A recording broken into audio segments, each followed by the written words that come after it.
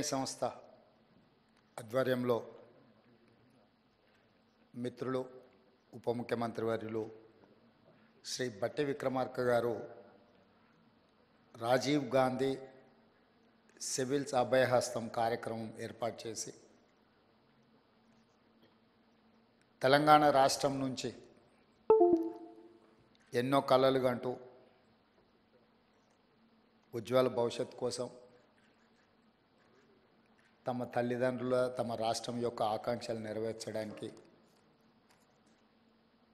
మీరందరూ చాలా కష్టపడి పబ్లిక్ సర్వీస్ కమిషన్ సివిల్స్లో ప్రిలిమ్స్ క్లియర్ చేసి ఇప్పుడు మెయిన్స్కి ప్రిపేర్ అవుతున్నారు. మీకందరికీ తెలంగాణ గురించి నేను కొత్తగా చెప్పాల్సిన అవసరం లేదు. ఈ రాష్ట్ర ఏర్పాటే, ఈ రాష్ట్రము, ఈ ప్రజల యొక్క పోరాటమే ఉద్యోగ నియామకాల కోసం జరిగిన పోరాటం. తెలంగాణ అనే పదము ఎప్పుడు వినిపించినా తెలంగాణకు పర్యాయ పదం నిరుద్యోగ సమస్య. ఆ నిరుద్యోగ సమస్యల నుంచి పుట్టుకొచ్చిన భావోద్వేగమే తెలంగాణ ఉద్యమం. అందుకే ఉస్మానియా కాకతీయ యూనివర్సిటీలు సామాజిక సమస్యల మీద, సామాజిక రుగ్మతల మీద, రైతు కూలీల యొక్క ఆకాంక్షల మీద ఆలోచన చేసి వేలాది మంది విద్యార్థులు ముందు భాగాన నిలబడి పోరాటం చేయడంతో తెలంగాణ ఉద్యమం ఉవ్వెత్తున లేచింది. అందులో చాలామంది మీ సహచరులు కావచ్చు, మన పిల్లలు చాలామంది త్యాగాలు చేసి ఆ త్యాగాల పునాదుల మీద ఏర్పడ్డ రాష్ట్రం తెలంగాణ రాష్ట్రం. అందుకే ఈ ప్రభుత్వానికి నిరుద్యోగ యువకుల సమస్య పరిష్కరించడం అనేది మొదటి ప్రాధాన్యత. అందులో భాగంగానే డిసెంబర్ 3 నాడు 2023 ఫలితాలు వస్తే డిసెంబర్ 7 నాడు మేము బాధ్యతలు చేపట్టి 90 రోజులలో 30,000 ప్రభుత్వ ఉద్యోగ ఖాళీలను భర్తీ చేసి ఎవరికైనా అనుమానం ఉంటే లెక్క పెట్టుకోండి అని చెప్పి ఎల్బీ స్టేడియంలో ఎన్నికైన అభ్యర్థులతో పాటు విద్యార్థులు, వాళ్ళ తల్లిదండ్రులు, వాళ్ళ కుటుంబ సభ్యుల యొక్క కళ్ళల్లో ఆనందం చూస్తూ 90 రోజుల్లో 30,000 ఉద్యోగ నియామక పత్రాలు ఎల్బీ స్టేడియంలో ఎక్కడైతే మేము ఉద్యోగ ప్రమాణం చేసినామో అక్కడే వాళ్ళకు కూడా ఉద్యోగ ప్రమాణం చేయించి ఉద్యోగ పత్రాలు 90 రోజుల్లో 30,000 ఇవ్వడం జరిగింది. దీన్ని బట్టి తెలంగాణ నిరుద్యోగ యువత ఈ ప్రభుత్వం యొక్క ప్రాధాన్యత ఏందో అర్థం చేసుకోవాల్సిన అవసరం ఉన్నది. అదేవిధంగా మీకు అందరికీ తెలుసు, తెలంగాణ రాష్ట్రం ఏర్పడిన తర్వాత 10 సంవత్సరాలలో ఇచ్చిన ఏ నోటిఫికేషన్ కూడా ఇచ్చిన సమయానికి పరీక్షలు నిర్వహించిన సందర్భమే లేదు. దానికి కారణం ఏదైనా అయి ఉండొచ్చు, వాళ్ళ ఆలోచన విధానాలు ఏమైనా ఉండొచ్చు. కానీ తీరని నష్టం, యుక్త వయసులో ఉజ్వల భవిష్యత్తును ఆలోచన చేసి కోచింగ్ సెంటర్లలో తిరుగుతూ మధ్యతరగతి, దిగువ తరగతి కుటుంబాలు, తల్లిదండ్రులు కష్టపడి రూపాయి జమ చేసి ఇక్కడికి పంపిస్తే అమీర్పేట్ చౌరస్తాలను, దిల్సుఖ్ నగర్లను, అశోక్ నగర్లను, వివిధ కోచింగ్ సెంటర్ల చుట్టూతో తిరుగుతూ సంవత్సరాల కొద్ది పరీక్షలు వాయిదా పడుతూ సంవత్సరాల తర్వాత పరీక్షలు నిర్వహిస్తే ఫలితాలు వచ్చే లోపల మీరు కష్టపడి చదివిన పరీక్షా కేంద్రాల్లో మీకు ఇచ్చిన ప్రశ్నపత్రాలు అంతకంటే ముందే జిరాక్స్ సెంటర్లలో పల్లి బఠానీల్లాగా అమ్మినప్పుడు ఆ విద్యార్థుల యొక్క బాధ, భావోద్వేగం మేము కళ్ళతో చూసినాం, అర్థం చేసుకున్నాం. అందుకే వచ్చిన ఎంబడే తక్షణమే తెలంగాణ పబ్లిక్ సర్వీస్ కమిషన్ని రద్దు చేసి ఉన్న వాళ్ళందరినీ తొలగించి యూపీఎస్సీ చైర్మన్ కలిసి, ఎందుకంటే ఇన్ని సంవత్సరాలలో ఎప్పుడు పరీక్షలు నిర్వహించినా యూపీఎస్సీ క్యాలెండర్ డేట్స్ ప్రకారము పారదర్శకంగా పరీక్షలు నిర్వహించింది. ఎప్పుడు యూపీఎస్సీ మీద ఆరోపణలు రాలేదు, నిర్వహణలో లోపాలు కనిపించలేదు. అందుకే తెలంగాణ రాష్ట్ర ప్రభుత్వం ముఖ్యమంత్రిగా నేనే స్వయంగా యూపీఎస్సీ చైర్మన్ వాళ్ళ ఆఫీస్కి వెళ్ళి కలిసి అక్కడ మన అధికారులందరినీ, చీఫ్ సెక్రటరీ గారితో సహా అందరినీ తీసుకెళ్ళి అక్కడ అధికారులతో సంప్రదించి తెలంగాణ పబ్లిక్ సర్వీస్ కమిషన్ను కూడా కంప్లీట్గా పునర్వ్యవస్థీకరించి యూపీఎస్సీ తరహాలో మార్పులు చేసి ఎంబడే నోటిఫికేషన్స్ ఇచ్చినాం.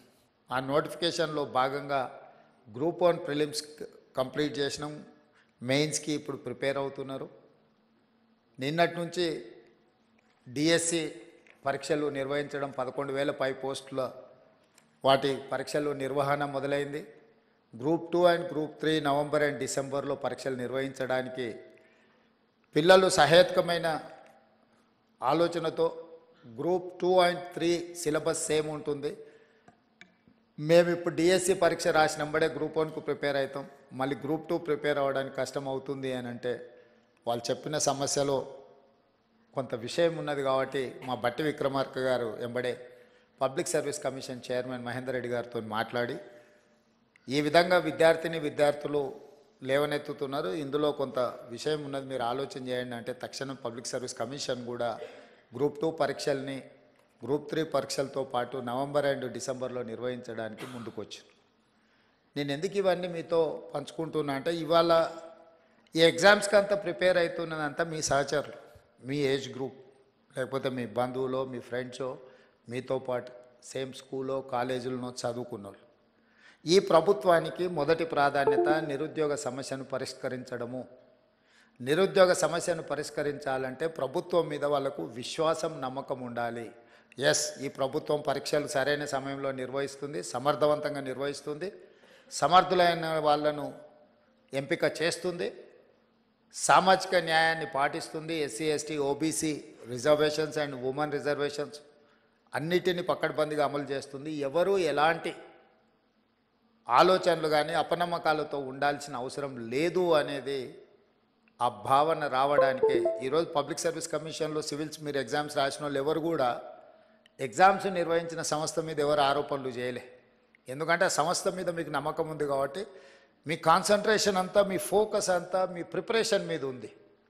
కానీ దురదృష్టవశాత్తు తెలంగాణలో గత 10 సంవత్సరాలలో ప్రతిసారి విద్యార్థులు పరీక్షలకు ప్రిపేర్ అయ్యేదానికంటే నిర్వహిస్తున్న సమస్య మీద కొట్లాడడానికి, ప్రభుత్వం మీద ఆరోపణలు చేయడానికే చాలా సమయం వాళ్ళది అందులో పోతుంది. అందుకే నా సూచన, మనం నిర్వహణ చేసేటప్పుడు చాలా బాధ్యతాయుతంగా వ్యవహరించాలని మా మంత్రివర్గ సహచరులతో చర్చించి ఒక పకడ్బందీ ప్రణాళికతోని ఈరోజు తెలంగాణ రాష్ట్రంలో గ్రూప్ 1 కావచ్చు, లేకపోతే పారామెడికల్ కావచ్చు, పోలీస్ కావచ్చు, గ్రూప్ 2 కావచ్చు, గ్రూప్ 3 కావచ్చు, డిఎస్సి కావచ్చు, టెట్ కావచ్చు, ఏ పరీక్షలైనా ఖచ్చితంగా సరైన సమయంలో సరైన విధంగా సమర్థవంతంగా నిర్వహించాలని ఒక నిర్ణయం తీసుకుంది. దాంతో ఒక 30 లక్షల మంది నిరుద్యోగ యువకులకు ఒక నమ్మకం, విశ్వాసం వస్తుంది. ఒకవేళ పరీక్షలో ఉద్యోగం రాకపోతే ప్రైవేట్ సెక్టర్లో వాళ్ళ భవిష్యత్తును ఎత్తుక్కునే అవకాశం ఉంటుంది.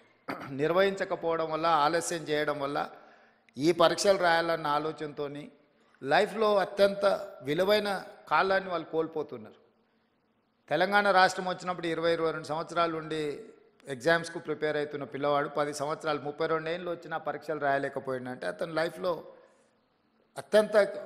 అత్యంత ముఖ్యమైన సమయం కాలం గడిచిపోయింది. 10-12 సంవత్సరాలు ఒక మనిషి లైఫ్లో నుంచి మాయమైపోయిందంటే అతని ఏజ్ కానీ, అతని ఫ్యామిలీ కానీ, వాళ్ళ బాధ కానీ, ఆ ఎనర్జీ కానీ నిజంగా నిరుపయోగం అవుతుంది, దుర్వినియోగం అవుతుంది. అందుకే స్పష్టంగా ప్రణాళికబద్ధంగా క్యాలెండర్ డేట్స్ ప్రకారం రేపు అసెంబ్లీలో క్యాలెండర్ డేట్స్ కూడా డిక్లేర్ చేసి రాష్ట్ర ప్రభుత్వంలో వచ్చే ప్రతి ఖాళీలను 31 మార్చ్ లోపల అన్ని శాఖల నుంచి తెప్పించుకొని జూన్ 2 లోపల నోటిఫికేషన్లు ఇచ్చి బై డిసెంబర్ 9 ఎవ్రీ ఇయర్ ఎన్ని ఖాళీలు ఉన్నా భర్తీ చేసి వాళ్ళ నియామక పత్రాలు వాళ్ళ చేతికి అందించాలని మన ప్రభుత్వం నిర్ణయం తీసుకున్నది. ఈరోజు మిమ్మల్ని ఇక్కడికి పిలిచి మేమందరం కంప్లీట్ మంత్రివర్గం, మామూలుగా మా బలరాం నాయక్, సింగరేణి అధికారులను బట్టి విక్రమార్క గారు చెప్పి వాళ్ళ ఆఫీస్లో కూడా మిమ్మల్ని పిలిచి చెక్లు ఇచ్చి పంపించి ఉండొచ్చు. కానీ మెకానికల్గా మేము ఆ జాబ్ చేయదలుచుకోలే. This is personal attachment. We wanted to encourage our students, we wanted to encourage our kids.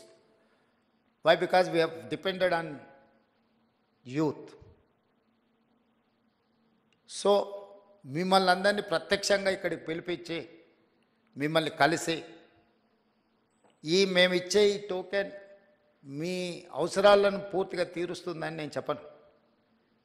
కాకపోతే మీకు ఒక నమ్మకం కలుగుతుంది, ఎస్ తెలంగాణ ప్రభుత్వం మాతో ఉంది, మమ్మల్ని గుర్తించింది, మిమ్మల్ని గుర్తించడం ద్వారా లక్షలాది మా విద్యార్థులకు ఒక సందేశాన్ని పంపదలుచుకున్నది మా ప్రభుత్వం. ఎస్, మీరు కష్టపడితే ఈ ప్రభుత్వం మిమ్మల్ని పిలిచి పర్సనల్గా కలుస్తుంది, మిమ్మల్ని అభినందిస్తుంది, మీ భుజం తడుతుంది అని ఒక సందేశాన్ని ఇవ్వడం కోసం రాష్ట్ర ప్రభుత్వం మంత్రివర్గం అంతా కదిలొచ్చి, ఇదే మంత్రివర్గ సమావేశం కాదు, మీ స్టూడెంట్స్కి ఇచ్చే చిన్న ఏమంటారు గెష్.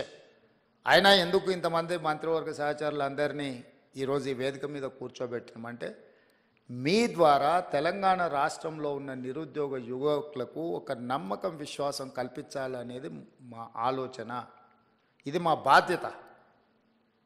మా బాధ్యత నెరవేర్చుతున్నాము అని, నెరవేర్చడమే కాదు, నెరవేర్చినట్టు కనిపించాల్సిన బాధ్యత కూడా ప్రభుత్వాల మీద ఉంటుంది.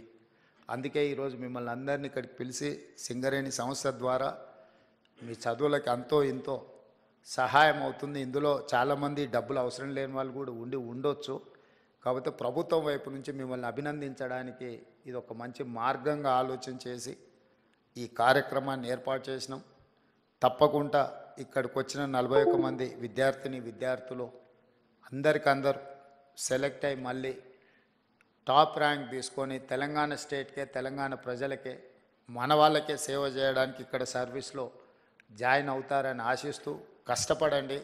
మీరందరు సిస్టంలో ఉంటే మన వాళ్ళు ఎంతసేపు నా స్టేట్ లెవెల్ ఎగ్జామ్స్కే ప్రిపేర్ అయ్యేది మన మైండ్ సెట్లో అది ఒక మెంటల్ బ్లాక్ ఉంది మన స్టూడెంట్స్కి. మీరు బీహార్ రాష్ట్రాన్ని తీసుకోండి, రాజస్థాన్ తీసుకోండి, ఆల్ ఓవర్ ఇండియాలో సివిల్ సర్వీసెస్లో వాళ్ళు ఉన్నంతమంది ఆఫీసర్లు ఎవరు ఉండరు. మరి మోస్ట్ బ్యాక్వర్డ్ స్టేట్ అంటారు బీహార్.